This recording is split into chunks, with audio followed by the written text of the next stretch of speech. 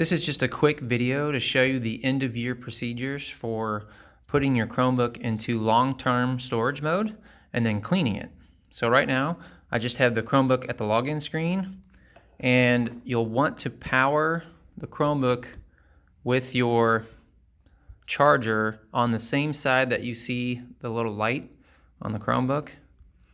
Okay, and you'll want to hit the power key, which is right here on the top right, and the refresh key, which is up here on the left side. Looks like a little circle with an arrow.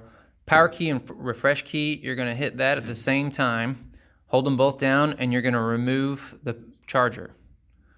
So it's either a stretch for your hands, or you can do it with two hands and then just shimmy it out. So if I hit power and refresh at the same time, it turns the screen off, and then I'm just removing the charger with my hand there.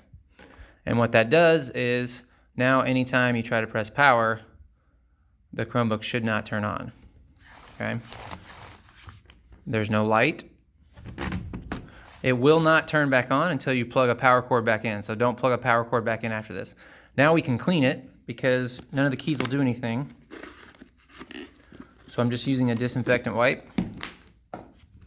And I would start with the keyboard so that you can do the screen last and your disinfectant wipe isn't too wet to do that. And just clean it as much as possible. Try to get as much stuff off of it.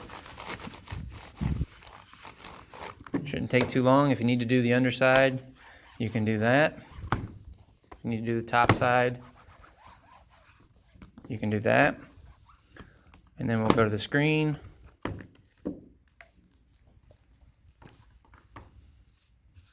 Gently press on the screen. That way you don't press too hard and crack it.